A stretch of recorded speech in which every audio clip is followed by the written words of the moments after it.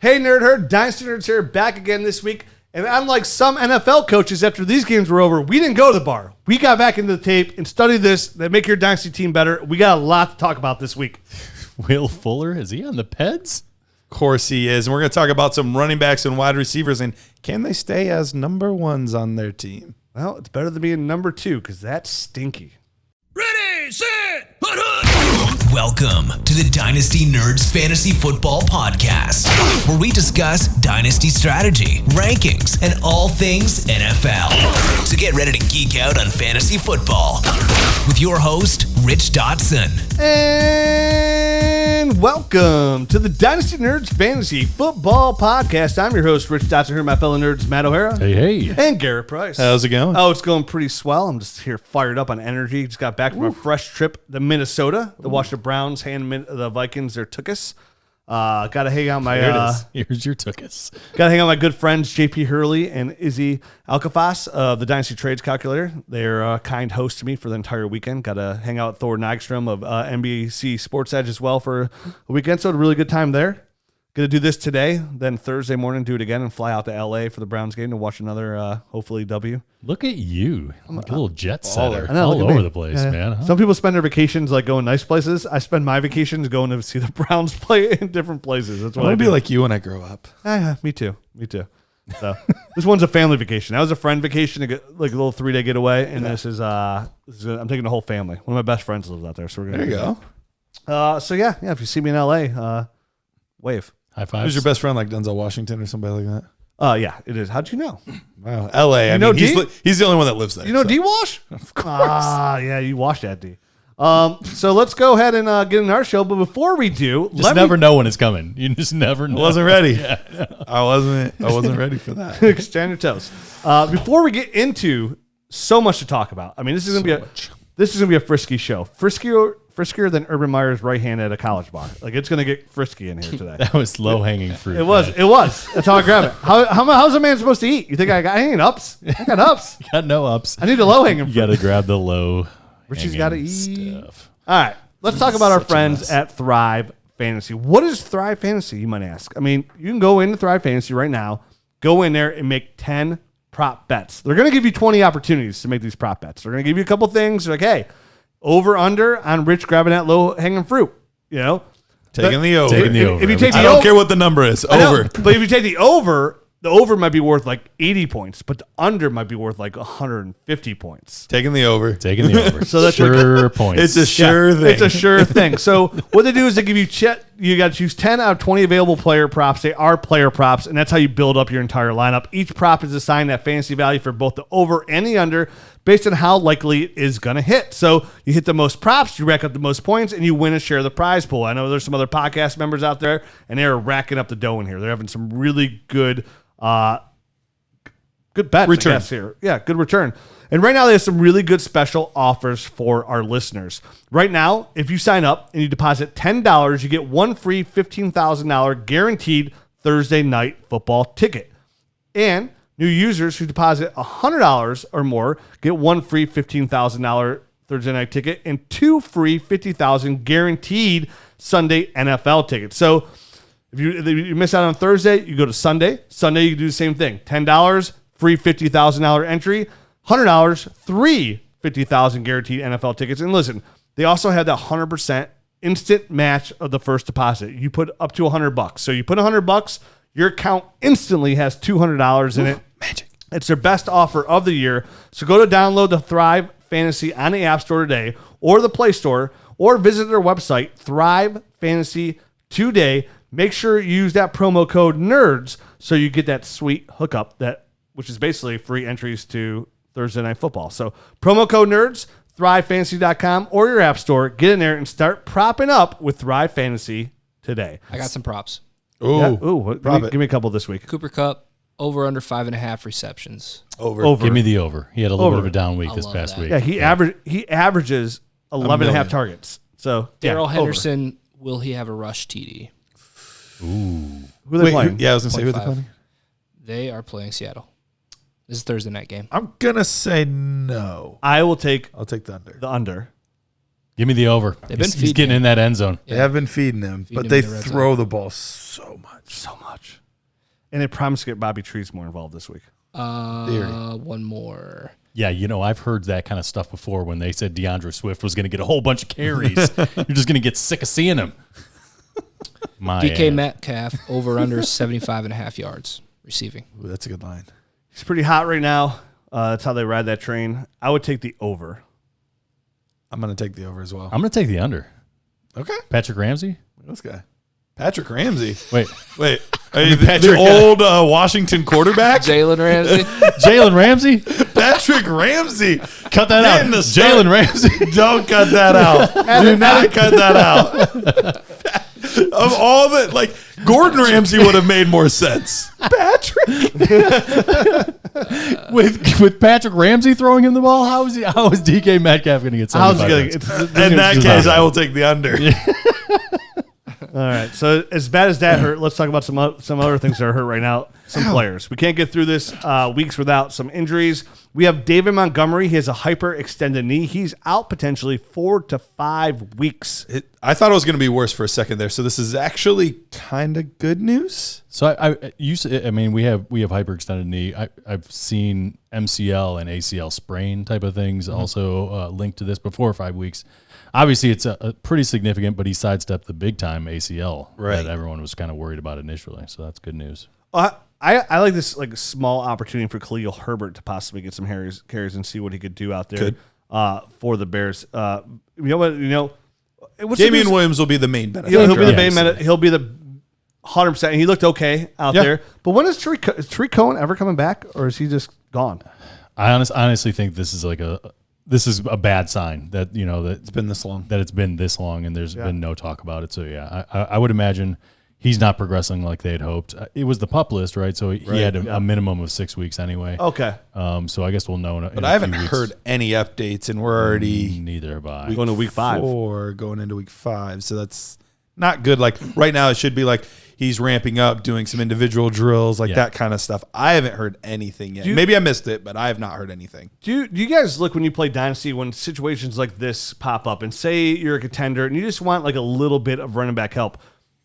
Do you use would you pay? Are these opportunities that you use to pay a 3rd round pick for a guy like Damian Williams who usually has no value whatsoever? But when those opportunities do pop up, obviously, as an owner of these players who aren't contenders, you were looking at this as a sell moment, as you should. I just sold Damian for a 3rd pick today. A 3rd round pick today. That's right. That's what was my guess of what the cost would be. Are you guys comfortable doing that when you're contenders? Hey, I just need a running back. Maybe you had David Montgomery. Maybe your running back's just not doing too hot, and you only have 2 guys for a little bit of depth to try and keep those W's piled up. Is that something you're comfortable with? If I have Montgomery on my team, I would definitely go out and spend a 3rd round draft pick for Damian Williams. Agree. I'm not sure I would do it otherwise because it's going to be 4 or 5 games unless you're completely struggling right now running back. If you're completely struggling and you're a contender, right? I mean, I'm not sure he's going to be a big enough Band-Aid. I'd probably shoot higher personally, and instead of if you could, but if Montgomery, but if you have David Montgomery, I would definitely go out because 4 to 5 weeks. I mean, that's almost half. That's a third of the season left. You know what I mean? We're I guess right around week 9, so that's half. That gets you halfway through the year of stability, and we all know, and I guess every win counts. Yeah, for a 3rd round draft pick, I mean, I guess it's not that bad of a Band-Aid either. Getting production out of a 3rd round pick, which 9 times out of 10 you're not anyway. So a late pick too, you would assume. I mean, the way that you draft, probably not. It's like that. No, actually, something else that burns. I have a team that has both Mixon and Montgomery on it. Now, fortunately, I have Alvin Kamara too, so my RB1 is still okay. But that hurt this week that I was like, He's and I have RB1. No depth after that. So Damian Williams is a guy that you might be going out and looking for at this point. Question for you. Would you rather buy Damian Williams right now or James Conner if you're a contender and you need a running back? I would rather buy... I think Williams because you're guaranteed passing game role from him. I figured they'd be probably around the same value-wise. Probably. I think you'd have to spend a little bit more on Connor personally. And I wouldn't do that at all. Yeah. Well, it also depends, too, do you need a short window because you're dealing with injuries, or you're do I need a 3rd running back or a 4th running back, something like that. Connor might be slightly more appealing because he'll still have value into end of the season Yeah, playoffs. but that's a sketchy start because you still got Chase Edmonds to compete Exactly. with. I'd rather just go in and pay the third and know I'm getting about 4 to 5 games out of Damian Williams that offers like potential high-end running back 2 production. And then when David Montgomery comes back, there'll probably be another running back that's down, and I could buy another running back for just as cheap to kind of carry me through that playoffs, I guess, supposed to say. So for me, James Conner, if Chase Edmonds went down, yeah, but then you have Kyler Murray who takes away some of the rushing yards and the goal line usage. You still have Kyler Murray there to be that threat, kind of like a Josh Allen essentially. Right. So those running backs, those quarterbacks hurt those running backs, definitely in the red zone. So for me, I would easier rather have Damian Williams. Also hurt Joe Mixon. Yep. He has a high ankle sprain. He's out week 5, but again, week to week kind of player. Week to week after that point, yeah. We saw him at the end of Monday Night Football. He kind of limped off a little bit, not quite sure what was going on. Some people thought cramps. Some people, you saw him stretching on the sideline. Came out that it was an ankle injury. I don't think at this point there's any reason to rush him back. Samaje Perine is fine. They can make that work, especially because so much of their team is predicated on the passing game. Especially they're expected to get T. Higgins back, should only bolster that passing game. I don't think they're going to rush him back, so I wouldn't be surprised if it's week 5, but also maybe week 6 or 7 too. I would like to see him back as soon as possible, but I think they want to make sure that he's 100% ready to go. And they do have the rookie from Michigan there, Chris Evans as well. Evans, yep. So he's a nice pass catching back. So they him and Samaje will form a nice duo anyway. Sure. And they talked Chris Evans up pretty high this preseason. They really liked what they saw out of him, and they thought they had something with him. And Samaje, we saw he produced last year. Like if you had him in week 16 of your championship game last year, he gave you almost 25 fantasy points. So, and this offense is significantly better than it was last year. Joe offensive line gelling much more than it was before. Offensive line looks better. Them and New York both gelling a little bit better. Yep. We'll talk about Daniel Jones later. And this with these receivers, they're looking pretty good. Zoma obviously getting involved this past week, had a monster game. So again, a situation where if Joe Mixon goes down permanently, Samaje Perine and Chris Evans might be a viable flex play to running back 2. DJ Shark, Matt was on the show last week talking up DJ Shark pretty high, and way to jinx him. He's out for the year, fractured ankle. I'm starting to get a little bit nervous about my buy lows and sell highs because the sell high the week before was James White, and he's out for the year. The same week I had him on the show. So just don't speak anyone's name. And then DJ Shark last week. Yep. So I'm definitely giving these guys a little bit of a kiss. I think you need to not say their name. Just say like the wide receiver from. So if you want to hear who's going out for the year this week, make sure you turn to the Nerd Herd episode when we do our buy lows and sell highs of the week. That's make sure to use nobody that's on any of my fantasy teams. Yeah, if you're interested, our Nerd Herd show, which is our bonus podcast, that's part of the Nerd Herd where you get all our great tools, rankings, and access to the Nerds film room, which is all the college tape. It's this in season we're doing buy lows and sell highs every single week, so that way you're on top of it and dominating this dynasty game. But anyway, back to DJ Chark. Who's the big beneficiary? Marvin Jones. Marvin Jones. I think Laviska Shenault is probably the biggest beneficiary because I think Marvin Jones was going to be the wide receiver 1 no matter what probably this season. But I think Viska really now has an elevated role in this offense. So he got downfield on a really nice he did play in this past weekend. I hope he does. If I own Viska, which I own 0 shares, if I own Viska and he has any kind of remote like upside game, like I'm getting out from Viska. Like I don't see because of him, because of the team, because of just Urban Meyer, just for him, like the way he plays. They'll eventually get a number 1 receiver. Like I think he's a really nice NFL player and piece to have. I just don't know about his overall fantasy value long term, right? So, like, you're looking from a dynasty perspective, he's not a player I would ever feel confident if I was in the playoffs to put in my starting lineup, feeling like he's going to give me what I need, like on a week in, week out basis. He seems like one of those roller coaster players. Sure. Really dynamic in what he can do on the field. Like he's a big body, gets the ball in his hands. His route run's better this year than I thought it'd be. His hands are better than I thought they would be. It's just I don't know if he'll ever get. I don't know if he has a skill set to ever be a high enough focus in that offense to give me the fantasy points that I want. And he honestly right now with his youth right now, he's a dynasty asset. So if he could put something together, to me, I would look at that as a big sell. Odds of Urban Meyer being there long term are literally slim to none right now. Odds of him making it through the year are slim to none right now. So they have to the number one job there for Shad Khan will be to protect their number one asset. That's Trevor Lawrence, right? So there's a bad apple polluting the field or whatever that term is. Like one bad apple ruins the whole bunch. Ruins a bunch. Yeah. So they got to protect him, and they got to do it as soon as possible. So if we get a new coaching staff again, or something new, James Robinson's third coaching staff, that he'll win over and be an RB1 again. But nobody's ever safe in that situation. We don't know how the offense is going to go. He's always safe. So I mean, they immediately brought Dan Arnold in, and they used him right away too. Right. And there's a lot of things that go against Agnew. And anybody have anything for Agnew, the guy that's been obviously a special team maven.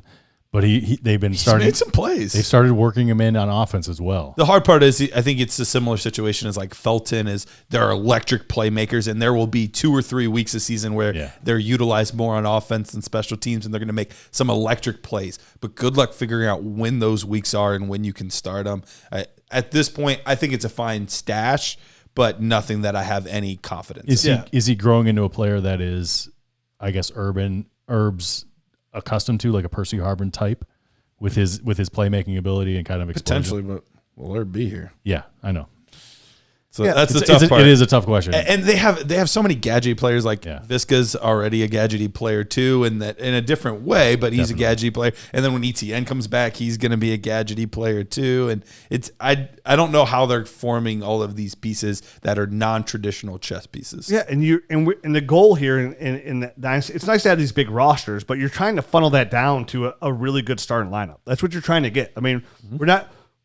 We said it's nice to look good on paper, but it all comes down to who you're starting on game day and who you're starting in the championship game. So you're trying to funnel through some of the stuff. So main starters and then like 2 or 3 bench pieces. Yeah, and Laviska's a nice asset to have, but again, that's not a championship caliber piece. So like, those are the kind of pieces and players in Dynasty that you want to own and then capitalize on when you can. And it's not always a 1-for-1 trade. Like there's going to be a player we're talking on the next show, and the maneuver is not to trade him for another player. It's our favorite maneuver of, hey, I'll give you this player plus this pick for this pick. You know what I mean? It's just always trying to put yourself in a better position to get that better player.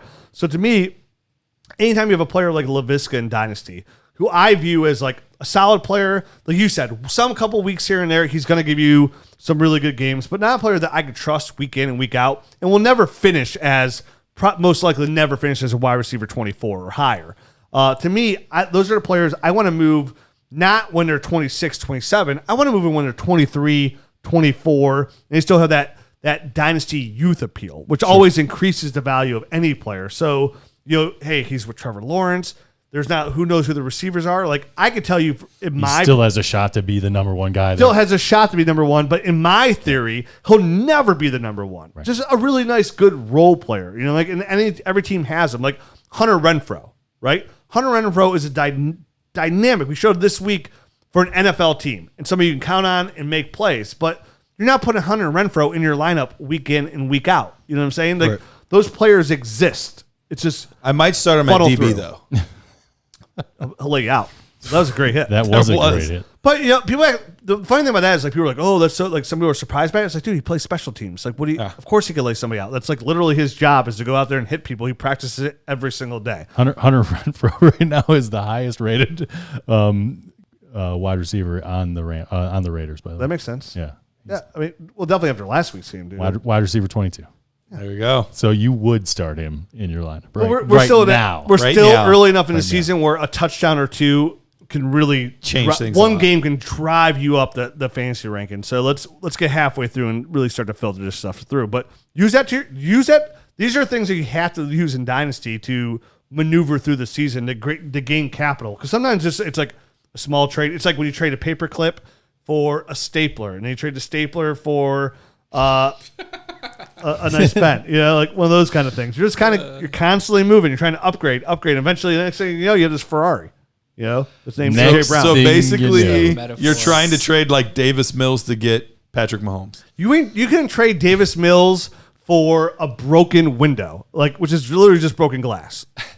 Davis Mills in Let me put it this way. But your example was a paperclip. I'm saying Davis Mills is the paperclip. Paperclip. Patrick Mahomes is Ferrari. If I was in a super flex league and Davis Mills was on a waiver wire, I wouldn't even pick him up. I joked. Yeah, Someone in my league today said they needed a quarterback. I said, I will give you a draft pick to take Davis Mills from me. and he said, no, I don't want the roster spot taken. Dude, honestly, Davis Mills might be He's starting. Yeah, but he might. That's what I was going to say. He might be the most least valuable starting quarterback I have ever seen. The most I love valuable. that kind of English, man. This shit that makes you scratch your head. Gary, you like Davis Mills, right? I liked him coming out of college. I did. I thought he had a chance to start, and he did. So I went. Garrett's a big neck guy. Yeah. Give me those big long necks. That's a lot of neck, dude. He's brontosaurus. Will Fuller, he fractured his finger. He was playing yet already this year? Oh, well, dude, sorta. I don't know what he was out like the first 2 that. weeks, and there was like questions about what it was. It was all like personal stuff. And then he comes back, and Tua's hurt anyway, and then he breaks his finger. Yeah, why know why? Because he's off the dope. That's why. If Will Fuller plays 5 straight games, drug test him. Drug test that man. Drug test him. He's on the peds again. Dude, he is a ped dispenser. This guy is unbelievable, dude. He's always hurt. It's why I've never liked the guy ever. He's a big time playmaker. You have never liked him, but he is never. True. I swear to God, we were talking about Will Fuller earlier in the year. Like, oh, we could do this. I'm like, nope. If it's not for the peds, he's gonna get hurt 100% guaranteed. Here we are. Week 4. No broken peds. finger. There it is. Yeah, he can't even ET phone home. Like can't do it. So he only has one finger. Yeah. It was his only finger, and he broke it. Well, don't you have a broken finger? Don't they tape it to the other finger too? Usually, but then there's still at least like 8 more. Okay, Mr. Spock. So yeah, Will Fuller, always a great trade candidate. Whenever he does Always a anything, trade candidate. Get that dude off your roster. Logan Thomas has a hamstring strain. He will miss week 5. He's week to week. That was a tough one this week because he got hurt in like the first quarter too. Yeah, I know. It was DJ Chark, man. I had him in my starting lineup. Chark, It was the 4th play of the game. I turned the game on, went in the other room to go to the bathroom, came right back 30 seconds later, and he was rolling around the ground. What the frick happened, Like Joe man? Mixon's didn't hurt you that bad because it happens in the 4th quarter. You're like, that sucks that he's hurt, but okay. When it happens in the 1st quarter, you're like, I just got a 0 in that spot. Thursday night again, man. No. I came back because I was at the Browns Thursday night game, and games. I'm like, how did Logan Thomas was goose egged? Like, what happened? And then I'm like, oh, that's what happened. Yep. Jimmy Garoppolo, calf contusion, better than Jimmy came out and thought I was like it. That was it. It might be it. Because if Trey Lance does okay. And he did. It is it. He did okay. 2 touchdowns. Both the Deebo. He's got a long way to go. But yeah, he did okay. He did okay. He looked all right. Teddy Bridgewater, I think he looked like he's progressing a little bit. Mm-hmm. How about that from the preseason? There's definitely some misses, some overthrows. Drew Lock didn't do okay. You guys just not going to talk about Ricky Seals-Jones? Is Ricky Washington Seals-Jones football team? Come on. Oh, for Logan? Yeah. No, we're not going to talk about him. No. All right. They got better. They got better options. Well, you know what? Kurt Samuel's back. They'll go that route. I just had to bring his name up. Okay, now let's he move did on. get a touchdown in week 1 or something like that. I remember seeing it. He's I was always like, really? good. He's always good for a random touchdown. He'll pop up every once in a while in the red zone. You won't even know what team he's on. No. And be like, whoa, he just scored a touchdown for that team? Look at that. He's always on a different team. He was on the Browns last year. He was. Scored a touchdown. Was it last year or 2 years ago? Probably. All right, let's switch gears. Garrett, take us to another topic here. You didn't mention Teddy Bridgewater. I did. Out And I said Drew Lock didn't do better. So easy come, easy go. Oh, okay. The concussion thing, I feel like he's progressing through. Yeah. He should be able to start. No big deal. No big deal. Yeah, all right. I'll go back to him, right? All right. So before we, well, not before anything, right now, how worried are we about, how worried are we about these players? I feel like that's phrased funny. Yeah. How worried. All right. Anyway. No, I think we're good. We got the point. We got the point. Yep. Is he the most Kittle. least worried? The most. Who are you mostly leastly worried about? The moistest. The moistest. Oh, gosh. George Kittle. George Kittle currently tight end 10, averaging 10.7 points a game. Hasn't really had any big games at all so far. How worried are we about Mr. George Kittle? You want to go first? Or you want me to go first? I mean, I'm totally baffled by the San Francisco offense. I'm going to go first. It doesn't make any sense. They're not getting anybody involved besides Deebo Samuel. I mean, that's like the only guy that we can rely on right now in that offense, and it's it's baffling because I can't decide if Kyle Shanahan is having personnel issues, if he's just kind of in over his head at running this whole organization type of thing. I know he's a good offense coordinator. I know he can do that, but it's not clicking right now on offense for whatever reason this year. And Rich and I were talking about it pre-show, and I just couldn't figure out what the heck is going on. Like, are they ever going to get George Kittle involved? Is it an offensive line thing, so he's having to stay in and block more than go out and run routes and be the playmaker that we all know that he can be? It's very odd. I don't know. So with all that said, yes, I'm worried because I can't figure out when the heck he's going to get involved here. Yeah, if I had to like send a signal because the power is out to another side of the room of what code we're in, I'd be swinging his shirt around because it'd be code red. You're that worried? I am very worried because one, Shanahan's such a weird offensive coordinator, right? It's like true. He, like you said, he could play favoritism. He could get people in and out of the targets.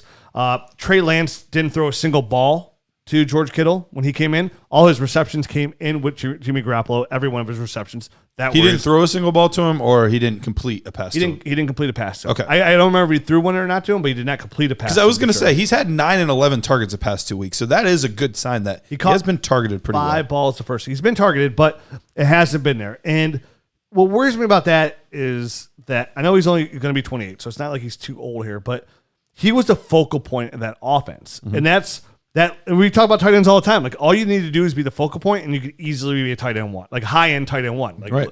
And produce. And usually if you're the focal point, you're going to produce at the same time. That's why we're really excited about TJ Hawkinson. That's why we're always excited about, well, Kelsey's just a different tier by his own. Right. But Darren Waller the whole time being there, Mark Andrews. These are guys that are the focal point of their offense. And that's what George Kittle's been these last couple of years, the focal point of this offense. And now they've drafted a first-round receiver in Brandin Ayuk, who's not a focal point. He's not even in their peripherals. And a second-round pick in Deebo Samuel, who's a very high second-round pick. And Deebo is one of my favorite picks. He's one of my favorite prospects. We gave him a first-round grade. I like Deebo Samuel a ton. And right now he's a focal point in that offense, and he's producing. So when you're in a Kyle Shanahan offense and you are the focal point and you produce, you stay the focal point. That's why George Kittle was always the focal point, because he produced. Not saying George Kittle is going to fall by the wayside, but what I'm worried is this guy was tight end 1 overall in Dynasty rookie rankings for the most part. I mean, you can have Travis Kelce, you can have Darren Waller there, but he's in the mix. Right. He was my tight end 1, personally, going into this offseason. He's my tight end 1 overall in Dynasty. So now all of a sudden, when you drop down to tight end 10, you're having 10 points per game. It's like, George, you don't fall in this category of potpourri, right? Like, don't be the potpourri of tight ends where you're all the same. Like, you're all Dawson Knox is scoring touchdowns every single week, blowing George Kittle out of the water.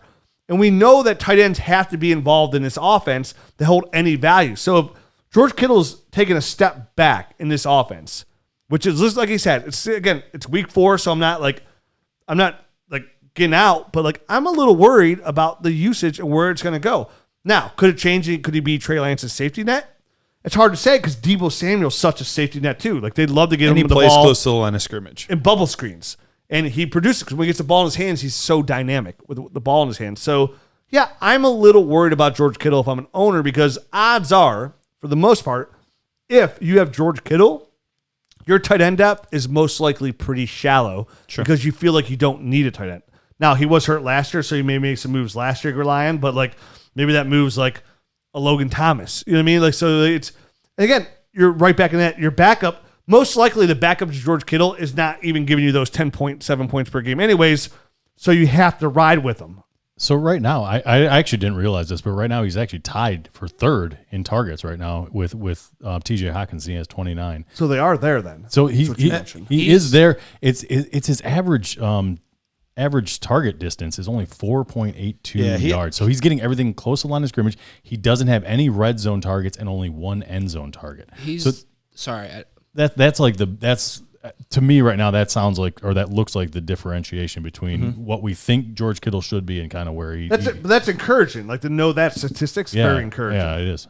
Yeah, I found a tweet here from Heath Cummings that said he's the 4th most targeted player without a receiving touchdown in 2021 so far. So and I think that's the biggest thing, is just touchdowns they're fluky. You'll have games where guys have 2 or 3. Last night Keenan Allen, Mike Williams, neither one of them had a touchdown, but Justin Herbert had 4 passing touchdowns? Parham, yeah. So like that's the thing. Like sometimes they're just fluky. I think that's bound to, come back to the mean to some extent. But if you're still getting all of these targets, he hasn't had a game so far with less than 4 receptions. For me, I almost actually, there's a couple people that I was trying to debate between who I wanted to pick as my buy. I almost put George Kittle, but I knew we were going to be talking about him here. This for me is a buying opportunity. I want to go out there and try to get him because there's just so few tight ends that make a difference. And he's one of the ones that can do it. Now, you guys are absolutely right. Kyle Shanahan is very fickle. It's tough to understand all the time. If this was the second receiver like Brandin Ayuk, I would be extremely worried. But we've seen him do this with Kyle Shanahan for years now. I'm going to give it more than just a 4-game sample that's been fluky because if he catches even 1 touchdown in here, all of a sudden things look a lot different. Yeah, I'm pulling the red flag back. Yellow flag?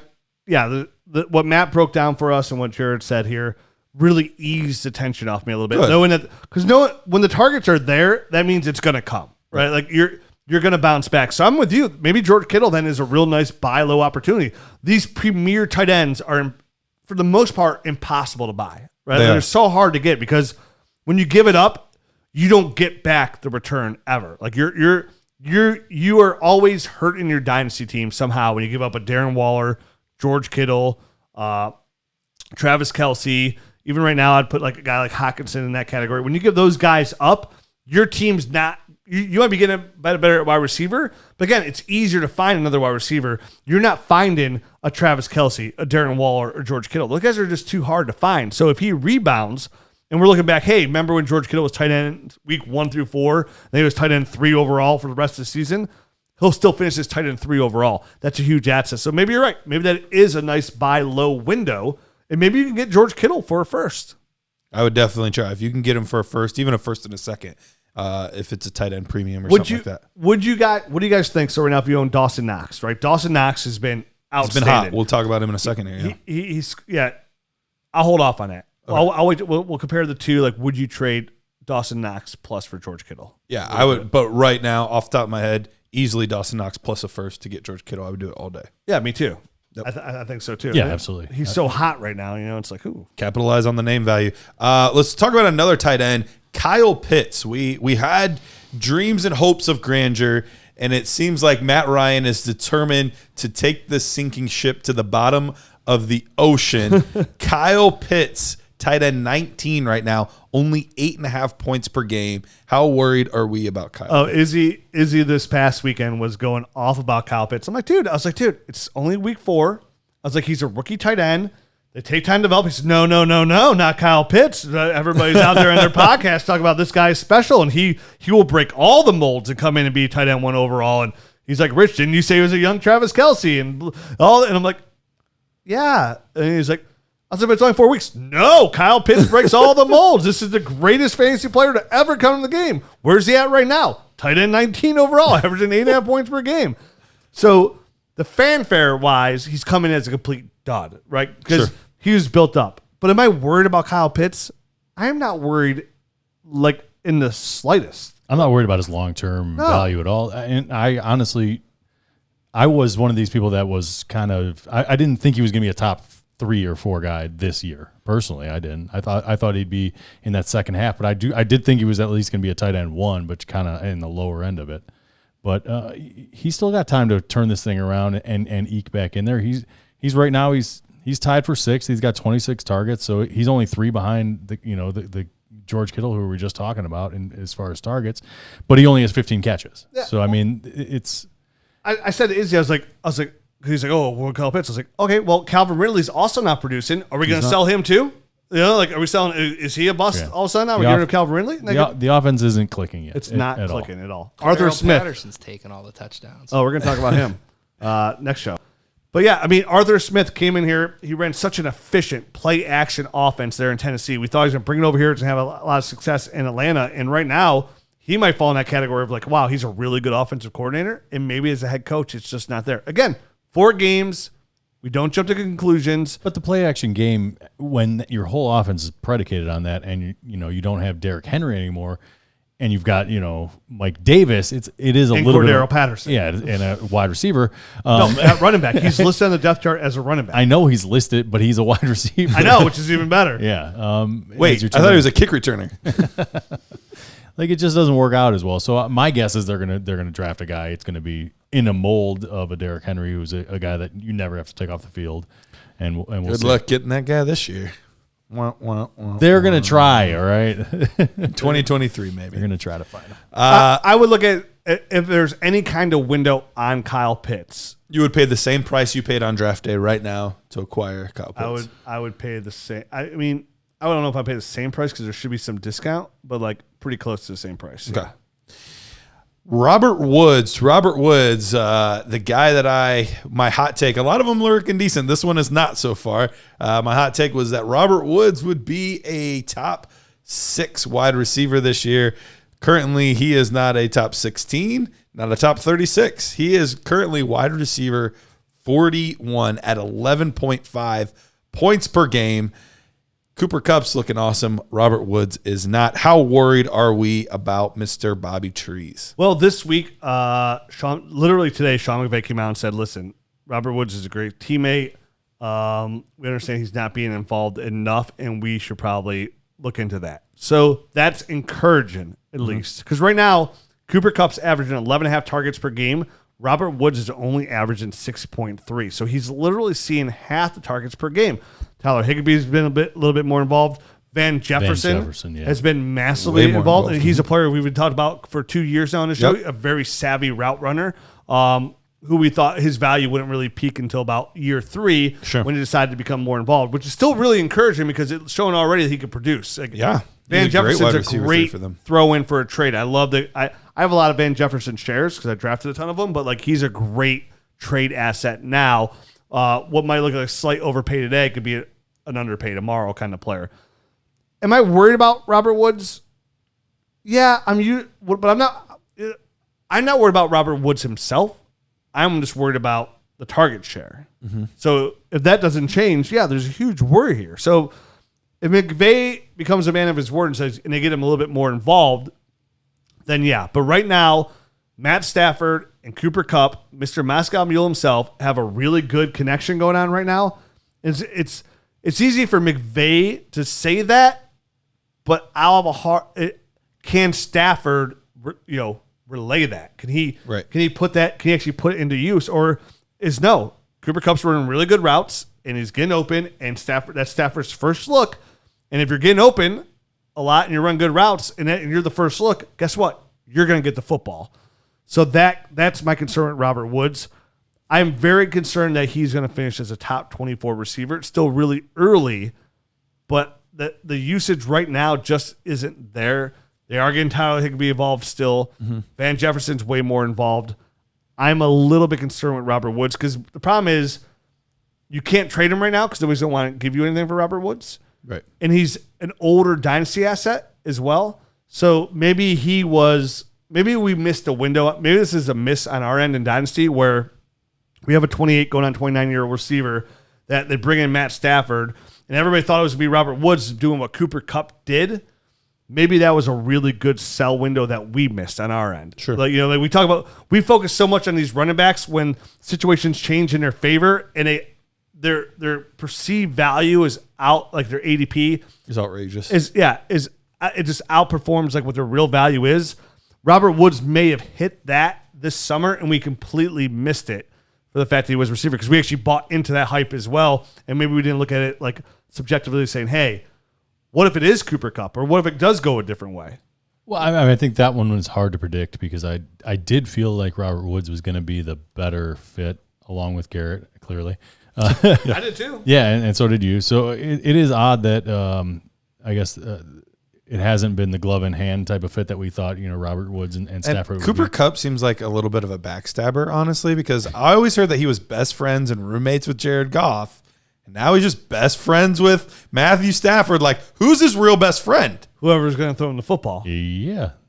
His quarterback. Benedict Darnold. Apparently. Yeah. I bet he's getting nasty pen pal letters from Jared. I bet Jared texts him. He doesn't even get a text back. Like, it's like dot, nothing. Nothing. So he's like Garrett Price. Ooh, hurtful. cold-blooded. I'm not sure why that was said. Remember we used to live in the same city? We were best friends. Oh, you moved 2 hours away? Hate you. I'll text you when I get the time. So We literally talked on the phone last night. with Robert Woods, you were just stuck with him. You're not moving him. I offered him in a league today where I was deep at receiver, our original league, to somebody who needs a receiver who's 2-2. All of a sudden they were out of it, slump busters. I was like, hey, he's 2-2. He's got some points. Like he only has 2 really good receivers. He needs a third. I offered him Robert Woods for a 23 first. He declined it. Well, I mean, I think that makes sense when you look at the production to decline that. But so he sees no upside there too. So that's a real time offer I made literally today, and it got declined literally in 30 seconds. I sent the trade, and like before, as soon as I hit send, I got an email back saying declined. Like it was that quick. Yikes. I didn't even know the internet worked that fast. I was like, wow, that's crazy. So he's a hold. I do think he will uptick. I will say this. I do think he finishes a top 36 receiver. Yeah, I think if you have him on your roster, better days are coming. So definitely don't sell at this low point, but he may not get back to that borderline wide receiver 1, right? Yeah. I think my biggest worry is it does still seem like he's still being used in a similar fashion as he was before, with a lot of low ADOT stuff, a lot of stuff close to the line of scrimmage, but just with less targets. And I think that's the hard part, is we thought the upside was potentially more downfield plays, and I just don't think there's going to be that many of those. And so that's what concerns me. So you're saying he lost a step?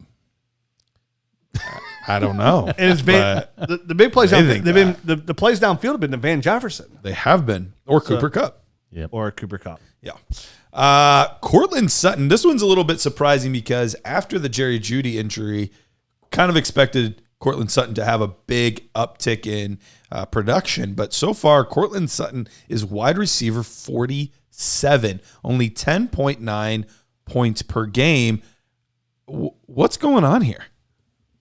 You can blame the injury before, but I mean, their first 3 games were just set up for success, right? It's why the Broncos were 3-0. They played both New York teams in Jacksonville. Like there is just a really bad, like that was an easy schedule for him to produce. And he had one really good game in there. He did. Was it 159 yards or something like that? Yeah. Wasn't that the first game that Jerry Jeudy was out? Yes. I think that was week 1. Mm-hmm. I'm concerned a little bit here Last about week- Sutton, but I think it's a good buy window. Definitely think it's a buy window. I do think this is a guy that he was never full go. We should talk about this in depth. We should save it because this is actually, isn't this your buy for the buy show? It is. Oh, is it? Okay. It is. So let's save this. If you want to hear why we think he's a buy, or specifically why Matt thinks he's a buy, we'll explain that in our herd show. Okay. All right. Fair enough. We'll move on to the next one here. Next guy, Miles Sanders.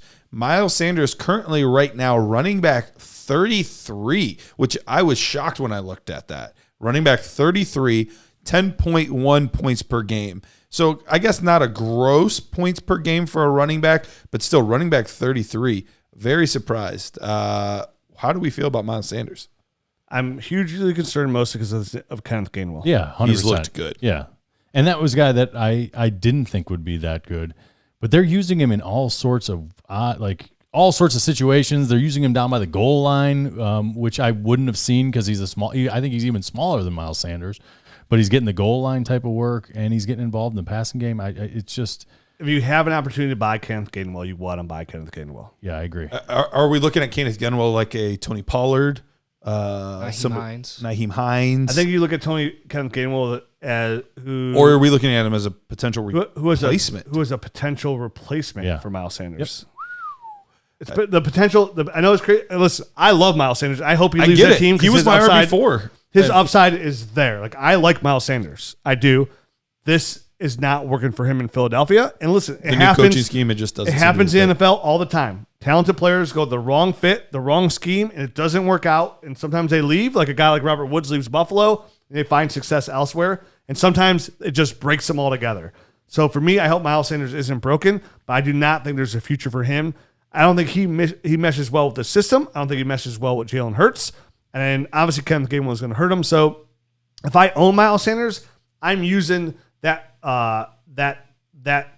facade of like, oh, I just want to buy Kenneth Gainwell to support and back up Miles Sanders. To Looking for that handcuff. Yeah, to kind of like, and I'm you're not going to have many more weeks that you can say that. And I'm using that terminology to just kind of soften the price. And if I own Miles Sanders at this point, with how good Kenneth Gainwell's looked this early, I would have no problem maybe even possibly moving my 22 first if I'm like a contender for Kenneth Gainwell in a second. I don't have a problem with that at all. I was a big fan of his tape, so I'm with you there. Jared, can you do me a favor? Can you look up on Prediction Strike while I'm talking here about this wonderful sponsor?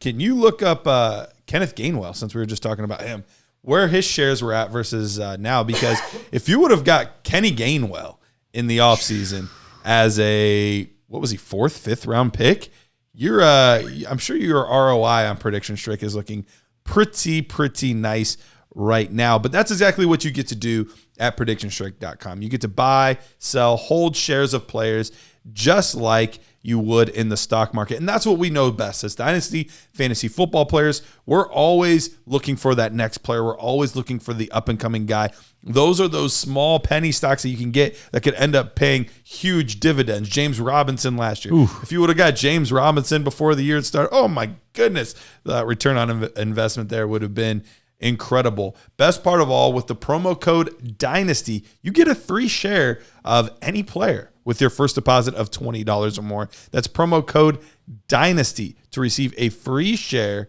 of $20 or a free share of a player with your first deposit of $20 or more. Jared, hit me with that Kenny Gainwell. He's at $4.59 right now. And I'm guessing he was at about $3.40 last week. So, but preseason he was preseason under 50 cents. Had to have been. I was going to say that same thing. Oh, that's what you asked me, isn't it? You're good. No worries. But you see that growth there. If he's already in the $4, that's. I still think he's a buy right now. Like, I have no idea. Probably. I have no idea what affects the price of Bitcoin. I've got some. I have no idea why that goes up. Goes down. Goal line carries over Miles Sanders. But Prediction Strike, we know why these values are going up. These guys are getting it, man. All right, let's move on. Let's move on here. For the last part of the show here, we're going to talk about some players that are at the tops of their position. They're quarterback ones, wide receiver ones, running back ones, and how likely we think they are to stay as one. So I'm going to tell you guys a player, who they've played so far, and their remaining strength of schedule. So 1 would be the easiest, 32nd would be the most difficult, all right?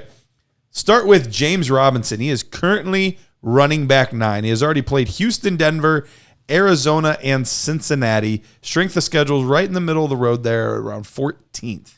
How confident are we that James Robinson will finish the year as a running back 1? Richard.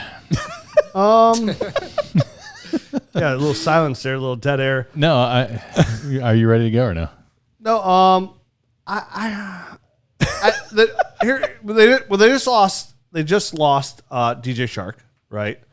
Urban Meyer's in trouble. Yeah. So to me, I think there's a chance. If you had to say yes or no, gun to your head, I'm saying he does not finish the season as a running back 1. Just because they're not good enough to command enough leads, stay in enough games, get enough volume. I was thinking it all just leads to him not being around. Like close, borderline, but I think he falls out. I think some of these other guys come back in. It hurts. I mean, with some of these guys getting hurt though and starting falling off, that always increases the odds, right? Like, but Patterson's probably going to finish higher than him on a year, which hurts. I'd love to see all the running backs that are behind him right now that they can pass him up. Barkley is right behind him. He's one of the guys that's right behind him. Barkley will certainly pass him up. He's starting to get his legs back here. We've seen him slowly getting better every single week. It's a great sign. So the guys behind him are Barkley, David Montgomery, obviously not going to be a threat for a while here. Chase Edmonds, Nick Chubb, Christian McCaffrey, Alvin Kamara, Joe Mixon, Antonio Gibson, Melvin Gordon, Jamal Williams. So there are a lot of names. Yeah, I think he does not. I think Chubb obviously will. He's a running back 1 already. Anyway, he'll surpass him. Alvin Kamara will bounce back. I think he'll pass him. Christian McCaffrey, when he comes back, still has the potential to come back. He will still score 30 points per game and pass him. So my answer is no. I'm still going to go with I think he's going to get enough touches. I think we saw what he can do I think hopefully Urban saw what he can do with a full workload. He looked good against an emerging defense in the Cincinnati Bengals. They'd been playing really well against opposing running backs up until that point. And he's being more involved in the passing game now. And I think that's the biggest key is if he can be involved in the passing game, you can stay in that RB1 range. I don't think he necessarily ascends, but I think he can maintain this 9 to 12. I think right now you're missing a really good window. You're still holding a stick of dynamite, right? Like the future is still not going to be James Robinson. If Herb leaves, you're talking about a third coaching staff on an undrafted free agent with a team that's already invested, a general manager that has invested a first round pick in a running back. I think if you're not a contender, you this is an automatic sell. But even if I'm a contender, I wouldn't mind still flipping him and moving on from, like, I would like to get a running back and then some.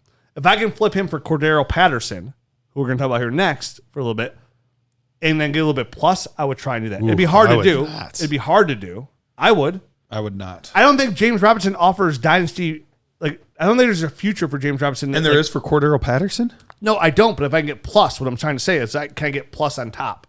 Because I think then what would be the point of getting Patterson? Get somebody that you think does have the future. Because, one, Patterson's running back 3 on the year, so he's outproducing James Robinson right now. 2, I think they're both. I think their value next year for fantasy point potential is pretty close, similar anyways. But what I'm saying is get Kenneth Gainwell then. Like, get somebody that you do think has a future. Okay. If I could, but I'm saying if I can get draft capital is what I was saying on top. That's the plus. So if I'm saying plus, yeah. If I get Kenny Gainwell plus. If I can get Kenneth Gainwell, get someone you like for the future. If I can get Kenneth Gainwell straight up for James Robinson, I would consider it because I think there's value there. Dynasty. I would not. But I would want plus. I would want. You would plus. think. Yeah, I think you could get plus there. You'd want plus. I think you could get plus there. Yeah, you know what? I rescind that offer. I rescind it. I took it back. But when you take Kenneth Gainwell in second for James Robinson, I wouldn't as a contender. I think for a contender, I think this year things are not looking good. They're going to want to protect their starting quarterback. I'm going to ride him to the sunset. Let him take. Well, that's my point about Cordarelle Patterson. I would trade for Cordarelle Patterson plus. Because I think I'm getting the same usage out of it, but what's that? Like, what else can I get out of that? The problem with Patterson, and we'll talk about it more going forward, but we've seen this before out of Patterson, stretches where it's good. Now, this is a hair longer. We've never seen this before out of Patterson. Yes, we've seen 2-game stretches, 3-game stretches where he's been incredible. Eventually, he's always been figured out. Maybe this is the one time he's not. Is there a chance? Sure. But betting on 30-year-old running backs that have not played running back is not typically a successful model, as opposed to a guy that's been a running back He's not a 30-year-old running back. He's a 30-year-old wide receiver. Yeah. He has not taken the beating of a 30-year-old running back, is my point. It's true, but I would rather bank on the guy that was an RB1 last year and is currently an RB1 again this year. I would rather have Cordarelle Patterson for the rest of the season over James Robinson. I will make in my that starting bet. lineup. I don't know what we're betting, but I will take that. I would not. I told the DCC we guys, bet something else. We earlier make bets in all the time, and it pisses me off because nobody ever tracks them down, and I can never remember a single bet. All right, I have 2 bets with you guys. No fact idea. check. We need a board. By the way, we need a board Fact up. check. We need a future board. We do. Bet in the board. studio, we need a bet board, and we'll get camera shot. We need a bet board. We do. Double B. You Write it down, Jared. You going to take down that Baker Mayfield jersey and put a bet board in there? Over my dead body. It would make a very nice bet board. We'll bet it. Would be a good spot. Let's get a bet board. We'll get a bet Same. board. We'll put up in the studio. We'll track the bets. We'll see where they go. And then there's got to be penalties. We're getting a bet board. It's Done and official. done. We're getting a bet board. So anyway, I disagree with on, I was gonna selling fact check James somebody. Robinson right now. If you're a contender, I would hold on to him. I wouldn't be trading him for Cordarelle Patterson because who the heck knows what you're going to get out of that guy? Let Jared fact check this after. In- All right, fact check us, 3 Jared. weeks. Garrett, you're the one who said we have seen this before, right? Yeah, we've seen So technically, you're correct because in his rookie year, Oh man, here we go. 2013, Oh, when John F. Kennedy was president? I'll just stop there. But he had like 7 games straight of 10 or more points, so Yeah, we've seen stretches from him before. He's a But- dynamic playmaker, but that's irrelevant. he's 30. He's a 30-year-old fake running back. Okay, they're all 1 year wonder running backs. Hashtag 2 to 3 year window. Right now, James Robinson's a 2-year one. Can we move on to another guy? We can move on to Chase another guy. Edmonds? And originally we were actually going to move on to Patterson, but I think we have talked about We've him talked enough. So we will move on to the next player as I find it. Chase Edmonds. Chase Edmonds is currently running back 12. He's already played Tennessee, Jacksonville, Minnesota, and the Los Angeles Rams. Strength of schedule on the other side of the middle range there at 18th. How likely do we think that Chase Edmonds remains an RB1? I think it's pretty likely. He's doing some good things in the passing game, and that's, I think, going to be able to keep him afloat. And he's going to be right at the bottom of that tier. I think. Where is he at now? He's currently 12th. Right there. Yeah. Yep. Ooh. It's tough. I thought maybe he'd slide down a little bit. I thought like maybe if he was at 10. I thought maybe he was in 10. I think he'll probably slide right out of the top 12. Yeah. His name might as well be Jim because the odds are slim. And he's not going to finish as running back 1. It'll be close, like mid-range running back 2, but still good enough. I don't think he's falling far. Like I wouldn't be surprised if he stays in the top 15. I think his points per game are gonna stay very similar. I think some of those other guys that we mentioned when we were talking about James Robinson will kind of jump. And that's been the nice part is the target share. Before this week, he was 3rd in the NFL as far as targets at the running back position. So anytime you can be that high on the list. Now, he had a few less this week, but he did a little more in the running game this week than he did other weeks. 120 yards against the Rams, which is very surprising. A lot of that on one big drive. The Rams defense is supposed to be so good. It has not been good at all. You have Aaron Donald and Jalen Ramsey, and the rest of that garbage. It's been garbage. Honestly, it's not been good at all. It'll be interesting to see how it all plays because out. they have Patrick Ramsey playing in the secondary. They said, dang it, we got the wrong guy. He's coming down to you with his wheelchair and just running you over. All right. Let's move down to the wide receiver position. Deebo Samuel, we touched on him a little bit earlier. Currently the wide receiver 3 in fantasy football. He's already played Detroit, Philly, Green Bay, and Seattle. Strength of schedule for wide receiver heading to this week on 6th easiest in the league. How are we feeling about Deebo? It's not like he's gone against some juggernauts there either, up to this point. So it sounds like they pretty much just have a nice, easy schedule going throughout. I think he can maintain. I love him personally. I mean, right now, it seems like all the high value targets are getting funneled right to Deebo. So Lance came in and did it. Yeah, two touchdown passes, Deebo. I think he's going to continue to be in the conversation. He's wide receiver 3 now. I could see him slipping a couple spots, but he's still going to maintain, in my opinion. As long as he stays healthy, that's always kind of been his thing, missing little stretches here and there. So as long as he stays healthy, I think Deebo is definitely going to be a wide receiver 1. That is the biggest thing with him. If there was a reason he didn't finish as a wide receiver 1, I think it would be health, because I do think the targets are there. The offense seems to love him, at least for now. Now, we know how quickly that can change. We know how quickly he can go in and out of Shanahan's doghouse, but assuming that he continues to be the wide receiver 1, getting the targets, I don't see how he doesn't end up as a wide receiver 1 this season. Yeah, I love his usage. I love the player himself. I would trade for Deebo Samuel. I don't even know what I would get. Like, it's a weird. He's a weird player. You would have to buy very high right now, like probably you have to buy high, minimum 2 firsts. Yeah, that's something. I would give, if I'm a contender, I would give 2 firsts for Deebo Samuel, non-super flex. Okay. In the 23 class, but even then, I'm considering, because again, the way I look at these first round picks is the 1 pick is automatically I selected Deebo with that pick. Right. You know what I mean? So that's a no brainer. So would I give up?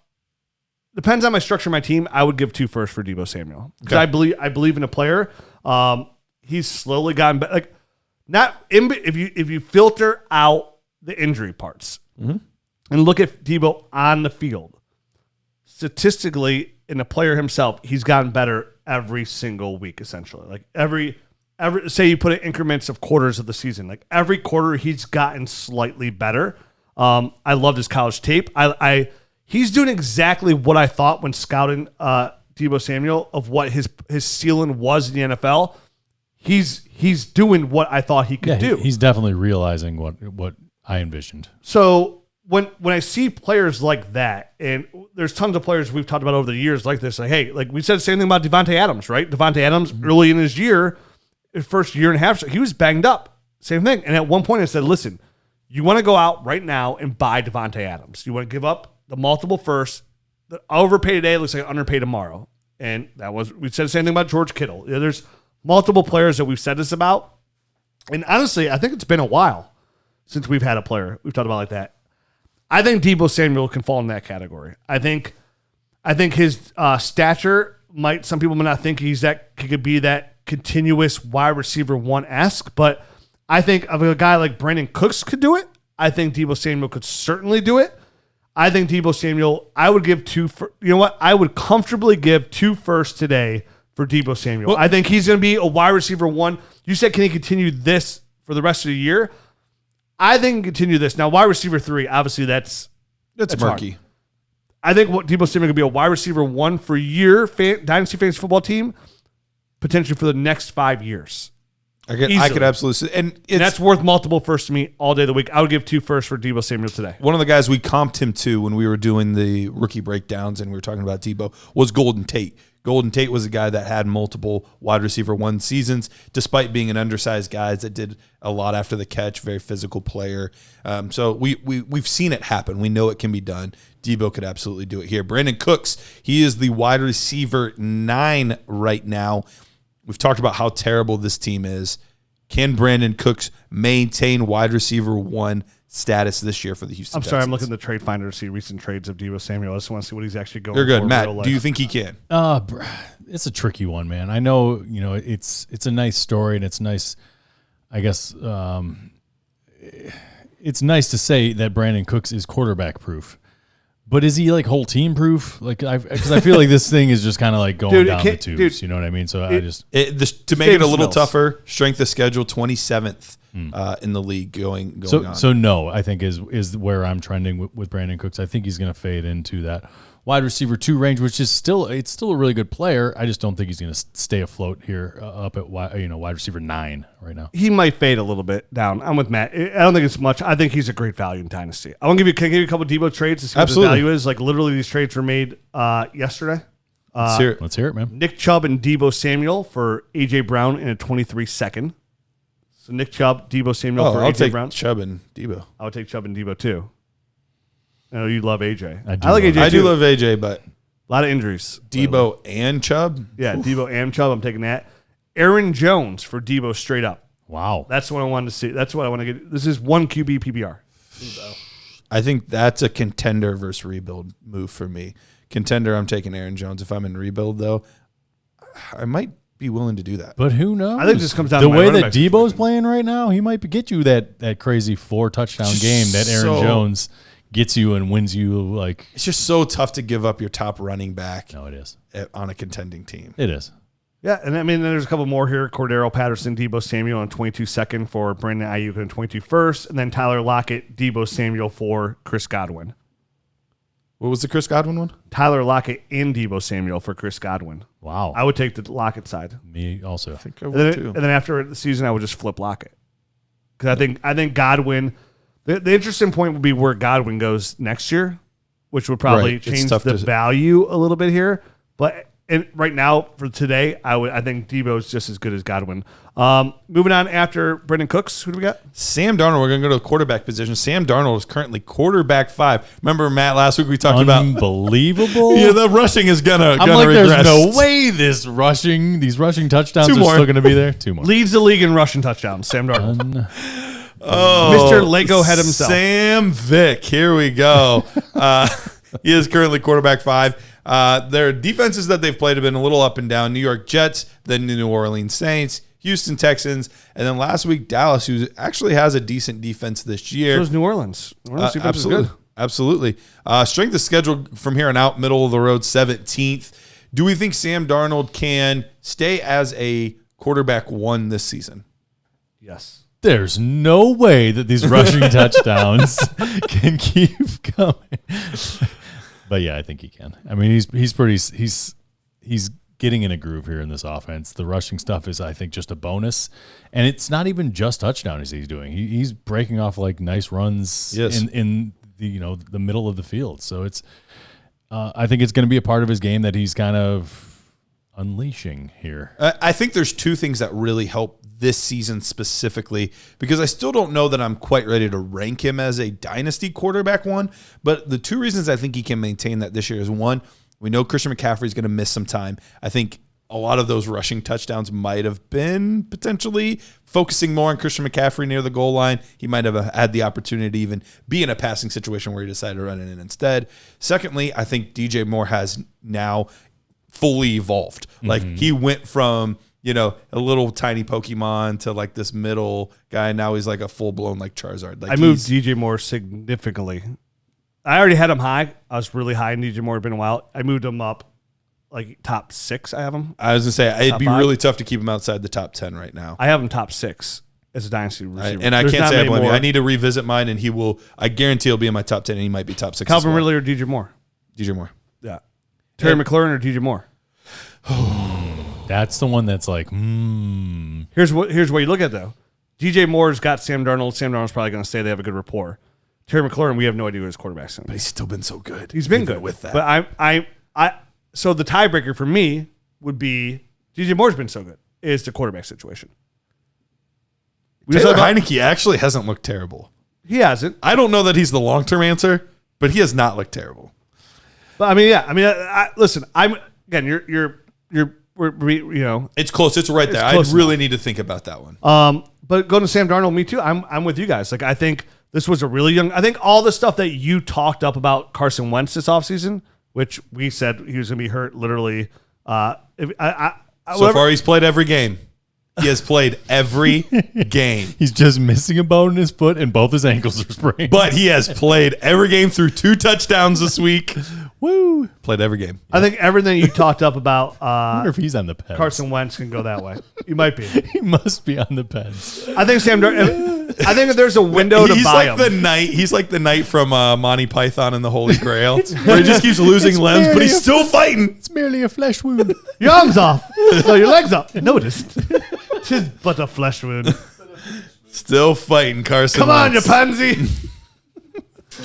All right. So before we go on, Just squirting out the. I want to stop back real quick. Sam Darnold, super flex. What would you pay? What's the most you would pay for Sam Darnold, super flex right now? Because you got to admit, right now there's still got to be a buy window now. I'm definitely giving 2 firsts. Absolutely. Because and that's just part of my philosophy is a good starting quarterback is worth 2 firsts. And I think he's a good starting quarterback. It's super young and a good offense. Now, would I pay more than 2 firsts? I don't know that I can pay much more. I would pay 2 firsts and 2 seconds. 2 seconds. I was thinking the most I would go is 2 firsts and a second. But I guess if it's just another second, who the heck really cares? Yeah. So like if somebody's pushing me on it. Give him 7 seconds. I'll miss out on 2 draft classes for a young quarterback who I think offers QB1 upside. Because even if he falls down, like he's QB5, he ends up being QB. He falls in that Tannehill range, like Those QB8. seconds are more valuable though in Superflex. They man. are. They are. really Especially They if they sneak into the early seconds. Yeah. You're getting But- the Elijah Moore. But You're getting but one, I would expect it not to be an early second. That's what I would hope it to be. Hopefully. But even if it was, not like one, it's just What if hard. Sam Darnold sees a ghost though, and then you're back up at the Then top you're in of the trouble. list? But I mean, dude, it's so hard to acquire a young, talented quarterback. It is. In Superflex. It's so unbelievably hard. And with your draft class alone, it's so hard to even be in position to grab one of these guys. So like we mentioned before, the 1 first is a big deal. So the 1 first doesn't count because you drafted Sam Darnold. Right. So that if you can say, hey, I can guarantee you, which all we can do is go off what we see now. So that's a guarantee in quotation marks, right? That you can get that for what you're really just paying then is a first and 2 seconds for Sam Darnold. I have no problem with that because, and what reason I would offer that is because I don't want to come out the gate with 2 firsts. It seems like an opening offer. Where I feel if you come in with 2 firsts, 2 seconds, I feel it's a really strong offer, and I would never let 2 seconds. Let me get a young QB1 potential. Again, in the QB1, that's the difference maker now. If he could do even remotely this, move it down to QB9 per se. If you could be QB9 in a super flex league, that is worth, honestly, it's worth 3 firsts. It's worth 3 firsts. But that's where you got to feel it out with your league because I totally agree with you, but there's a lot of leagues that are not that way and they devalue the quarterback position in Superflex. And so you might not need to come as strong as we're saying. So you might be able to, what in our Open opinion with would 2 be firsts? a low ball, Okay. and then settle at 2 firsts. And I think there's leagues where like you're giving up 2 firsts for a guy that we don't know. Like, You're right. 2 firsts. I'd come in with 2 firsts and my 22 second. Not my 23. I'm with you. Like those seconds are pretty valuable. I would try and do that. But like honestly, he's worth if this continues, right? Like so again, why would you even trade for him if you don't think it continues? First right. of all. So if we think it's going to continue, honestly, Sam Darnold is worth 3 firsts in Superflex. He's 24 years old. Like, that's another potential 15 years. One thing we do have to factor in is part of this is absolutely Joe Brady. For sure. He will more than likely be gone this year at the most next year. But Matt Rule, the former college head coach, he's a smart guy. Yeah, he's a smart guy. Yep. Seeing what Joe Brady does, he can incorporate that into the new offense. So, yes, we're running out of time. Obviously, the Nerd Herd show's got to be a little bit shorter. We're at crazy times. Give me one more guy here. We'll skip the quarterback. We'll go to the tight end position. Oh, my guy, Daniel Jones. I had so many notes on Okay, we'll talk about Daniel Jones at quarterback 6. Can Daniel Jones maintain what he's doing? Strength of schedule going forward is the 3rd easiest. Ooh. As the former president of the Daniel Jones Go ahead. fan You club. take this. You're back? And as a former president, former. I moved on to Justin Herbert fan club early because I said you had to trade up for him. But like, it's still a member of the board. Let me put it that way. It's like the treasurer. Now. Okay. More like that. Really, like that secretary doesn't really do the job, but comes in and looks real good. That's how I describe you. You know what I mean? That's exactly how So listen, I describe you. here's Daniel Jones, quarterback 6. He's come off his best game of his career with 402 yards, and he was really impressive in overtime that game. He was 5 for 5 in overtime. He has averaged so far in the season 343 total yards per game, and that's compared to the previous year, we only averaged 242.2 yards per game in 2020. On top of that, he has 188 yards rushing on the ground so far. And he hasn't tripped once. One time. That's true. And remember, Matt, when he was coming out, one of the things we loved about Daniel Jones was like nobody really talked about was his athleticism. Absolutely. Like he could move on the ground. So on top of the 343 yards, Rolling. total yards per game, the 188 rushing yards on top with mixed in there is very encouraging. He has 4 touchdowns, the 1 interception. That 1 interception came, it was just a Hail Mary pass, Yep. and then the New Orleans game. And on top of that, if you go back to the second half of last year, he hasn't really thrown any interceptions at all. We talked about earlier, the offensive line's gelling a little bit better than we can. Andrew Thomas specifically has looked really good this year. Specifically better. Kenny Galladay finally had a game last week. Yeah, he did. Saquon's getting a little bit better. Sterling Shepard's going to come back. There's a lot of things coming together for Daniel getting Jones pieces here. back to absolutely. It's gonna get better for the New York Giants, who also have. So we know the offensive line's a worry, right? Mm-hmm. They've been doing this offense. They're gonna have multiple first-round picks next year, so they're gonna be in position to bolster this offensive line and keep going and making it better for Daniel Jones. I'm back in on Daniel Jones because again, people are when it comes to these quarterbacks, it's too easy to abandon ship after a year or two. When historically, sometimes we have players that come in that are Justin Herberts that ruin it for us, Pat Mahomes that ruin it for us, Deshaun Watson that ruin. We think that's a common norm when it's not. It's not just a tight end that takes time to develop. In reality, receivers take time to develop. Tight ends take it. Why do tight ends take so long to develop? Because they have so much more information to process. I thought it was a joke. I was like, well, you got to do more squats. That's why it takes long. But it's because they have so much information and part of the game plan they have to learn. They have to be in the offensive line meetings. They got to be in like the wide receiver meetings. Basically, they're learning two very involved type of places. And Daniel Jones has been just running for his life. So I think Daniel Jones, a prospect who I liked coming out, again, is showing enough upside here where I think he could be potentially the truth. And what's nice about him is I bet you don't have to give up 2 firsts. I bet you give up 2. I bet you give up a first and a player for Daniel Jones. probably so. And only to help confirm what you're saying, I mentioned it already. Strength of schedule, 3rd easiest the rest of the way. The teams that he's played have been no joke. 3 of these 4 defenses are pretty solid. Denver, the Washington football team, and New Orleans. Those are 3 pretty solid defenses overall. And then obviously Atlanta, we're not concerned about them in there. But it's going to get significantly easier. So yes. I think he's a great buy. Like if you're hurt in that quarterback, I'm buying Daniel Jones in Superflex. So am I. And the important thing is, the rushing yards and the fact that the offensive line isn't getting him killed this year, and he's not turning the ball over like a crazy person like he was at the beginning of last year. And to be fair, you don't know who a player is until he has time to do things like that. Like, you don't know. And he's got the pieces back. I mean, last year his whole team was in shambles around him. I mean, the offensive line was terrible. All his wide receivers were dropping like flies. Obviously he didn't have Saquon Barkley, who is literally just working himself into shape, kind of like in front of our eyes over the past 4 weeks. So it's only going to get kind of better from that standpoint.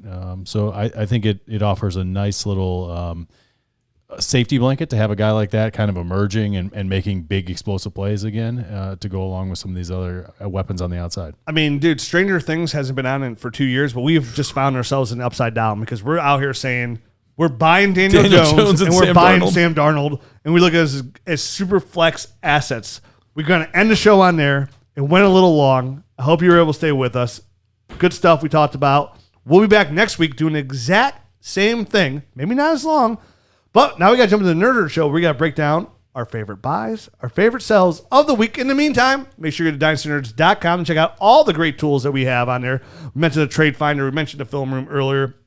Check us out there. Check out our YouTube channel. If you want to see me waving that red shirt, I didn't really wave it, but you can see the red shirt. It looks pretty stellar. Me and Matt are twins today. Twinsies. He's a little beefier than me, but if you want to see how beefy he is, get that YouTube channel, hit that subscribe button, hit that like button, hit that notification button, and we'll be back next week. Nerd Herd. Adios.